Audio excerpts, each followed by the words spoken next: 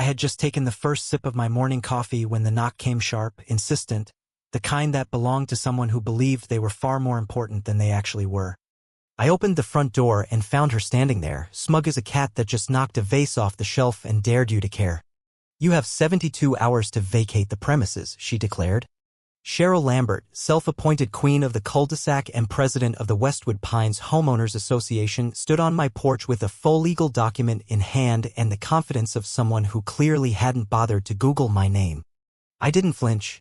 I just sipped my coffee, nodded like a man who'd accepted his fate, and said, "Make sure you bring backup.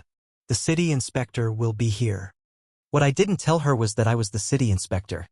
That morning had started off as peacefully as one could hope, for birds chirping, a slight breeze brushing through the leaves, and my golden retriever, Rusty, sunbathing lazily on the porch. I had wrapped up inspections for a new block of townhomes on the east side of town, grabbed a latte from Brew and Bean, and returned home to catch up on some overdue paperwork. The knock had interrupted my bliss, but the moment I saw who it was, I knew peace was a thing of the past. Cheryl stood there in her oversized sunglasses, a clipboard clutched like it was a royal decree, and a plastic badge swinging from a lanyard she probably laminated herself. Flanking her were the ever-faithful duo of Pete and Lisa, her so-called compliance officers who looked like they'd fold under a stiff breeze.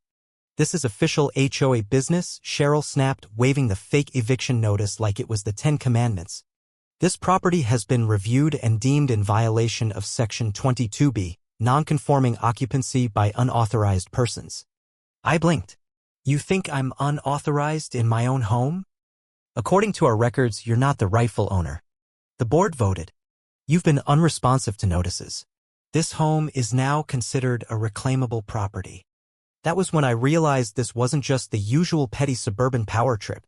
We'd crossed the threshold into delusional theater. Here's the thing. I bought this house long before the HOA ever existed. I was one of the original 5 owners back when this neighborhood was just dirt roads and half-constructed driveways. The HOA didn't even come into play until years later, when a handful of newer residents decided beige stucco and mailboxes with approved dimensions were the height of civil order. Legally, my property was outside their jurisdiction. But that hadn't stopped Cheryl from trying every stunt in the book. I'd gotten fined for non-existent violations, too many trash cans, grass 1 inch too tall, even a letter about my wind chimes supposedly disturbing her sense of serenity. But an eviction? That was a new one. I played dumb. "Guess I must have missed those notices," I said, sipping my coffee again. "Would you mind showing me the documents?" Cheryl grinned like a spider offering free hammocks. "Of course. I always come prepared." She handed me a folder thick with letters so ridiculous I had to stifle a laugh. One accused me of harboring an unlicensed dog. Another claimed my solar panels violated the neighborhood's visual harmony. Not one had a city seal. Not one was legally valid. But Cheryl was either too ignorant to know the difference, or worse, she thought I wouldn't fight back. I let her drone on. Behind her, Pete and Lisa nodded solemnly, clearly understanding none of it. Cheryl announced she'd be returning tomorrow to begin inventory documentation, claiming she'd need to catalog my belongings before my forcible removal. "You'll be hearing from our attorney," she said smugly. "Oh, I bet I will," I replied. "But first, you'll be hearing from someone too." She paused. "Who?" "The city inspector." She smirked. "Good. I hope they shut you down." I smiled as they strutted off my porch like mall cops chasing delusions. They had no idea. I wasn't just any inspector, I was the chief housing inspector for the city of Clearwater Ridge. I'd signed the approval papers for this entire subdivision. I knew every zoning code, every exemption, every statute that protected homeowners from HOA overreach. And now I had Cheryl on camera serving me a fake eviction notice. Game on. I went inside, pulled up my files, and got to work. First, I opened the official property record me name printed on the deed, stamped and certified. Next, I reviewed the HOA's charter filed with the city. My property was clearly marked non-HOA, exempt, off-limits. Then I opened the fake letters from Cheryl, all emailed from addresses ending in things like at westwoodpines.fun, which she must have thought sounded official. I called in a few friends from the city's legal team. One of them laughed so hard he nearly dropped his phone. "She just committed like 3 counts of fraud on your porch," he said. "We could have her charged tomorrow." I wasn't ready for that, not yet. I wanted her to dig deeper, give me more rope. People like Cheryl crave power and attention. I give her both. The next morning, she returned clipboard in one hand, roll of red tape in the other. She tried sealing my door with tape that read HOA property. This is a formal notice of seizure, she declared. I filmed her from the porch. Just getting your good side, I said. She posed like she was on a reality show. Hope your followers enjoy watching you get evicted. Oh, they will, I replied. Especially the city council. She froze. Why would they care? I leaned in. Because I'm their housing inspector. And you just impersonated legal authority. On camera. She blinked. Pete and Lisa stepped back like the ground had just opened beneath them. You're lying, she snapped. Inspectors can't live in properties they oversee. You made that up just now. She fumbled for her phone and started recording me. Eviction still stands, she barked. I smiled. Oh, this is going to court. Just not the way you think. Once they left, I doubled down. I reviewed every HOA communication I could get my hands on. Turns out Cheryl never removed me from the community listserv. Her emails were a masterclass in suburban tyranny. One neighbor got fined for Halloween decorations in September. Another for having a city-issued mailbox that wasn't on her approved styles list. But the gold mine was an internal email she accidentally sent to the entire neighborhood. I don't care what the city says. If we don't control the narrative, people will start pushing back. Make examples out of the loud ones. That was going in my report. Soon, neighbors started coming by. First, Mrs. DeWitt with a tray of cookies. She kicked out my sister last year, she whispered. Said her wheelchair was too noisy. Next came a retired couple fined for a birdbath. Then a single mom harassed over her grass length.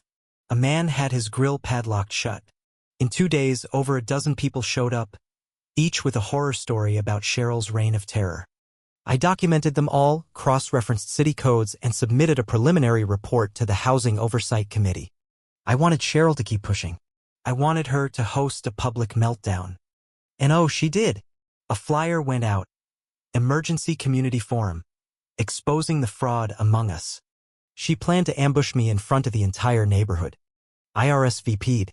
When I walked into the clubhouse, she was already on stage, mug in hand, projector warming up. The place was packed.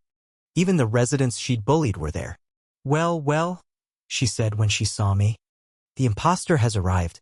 I nodded. Should be enlightening. Her presentation was wild. Slides with graphs that had no labels, citations of bylaws that didn't exist, claims that the HOA could reallocate underutilized housing assets. She gestured toward me. He may claim to work for the city. But remember, anyone can lie. I raised my hand. Can I respond? She nodded smugly. I pulled out my badge. My name is Marcus Duca. I'm the Chief Housing Inspector for Clearwater Ridge. I've held this position for 9 years. And yes, I do own my home purchased in 2012. Deeds in my name.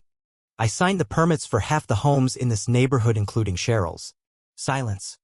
I connected my laptop. Slide 1, my deed. Slide 2, a city statement exempting my property from HOA control. Slide 3, video footage of Cheryl taping off my door. Then came the residents' testimonies. Their faces were blurred, their voices modulated. But the stories were real. The girl with chalk drawings. The man fined for a flag. The woman with the squeaky wheelchair. When the video ended, people applauded. Cheryl turned red. This is a conspiracy, she shrieked. Mrs. DeWitt stood. You made my sister cry for weeks. Another neighbor, you fined me for Christmas lights. Cheryl stormed out. No one followed. 2 days later, I received a defamation suit. She wanted to sue me. I called Dan, my friend and housing attorney. He read through the file and grinned. She just gave us the stage to bury her. We countersued for harassment, impersonation, and attempted fraud. In court, Cheryl strutted in with her clipboard and an attorney who looked like he Googled how to lawyer that morning. The judge took one look at the evidence and frowned. Ms. Lambert, she said, did you tell this man to vacate his home? I believed. Answer the question. Yes. Did you seal his door? Yes. The judge shook her head. This is one of the worst abuses of pseudo-authority I've seen. She dismissed Cheryl's case with prejudice and let our countersuit proceed. Testimonies followed. Residents poured out stories. A forensic analyst revealed she'd deleted emails that outlined strategies for targeting residents too poor to fight back. The judge referred the case for criminal investigation. Cheryl was removed from all HOA duties and a third-party firm was brought in. The morning after the ruling, a massive move-out kit appeared on her porch. Bubble wrap, a guidebook called HOA Leadership for Dummies, a mug that read, "I got sued and all I got was this basket." She never came out, but her blinds twitched. That week, state auditors arrived. Turns out she'd mishandled funds too. The HOA account was short by thousands. She left the neighborhood quietly one night. And the next morning, for the first time in years, the neighborhood laughed again. We held a barbecue to celebrate. Someone gave me a neighborhood hero plaque. I didn't ask for it, but I accepted it proudly. The HOA is now run by a Democratic board, accountable to its residents. And me? I still sit on my porch with Rusty, coffee in hand, watching the breeze roll through the trees. Funny how someone tried to evict the city inspector and ended up evicted from the neighborhood instead.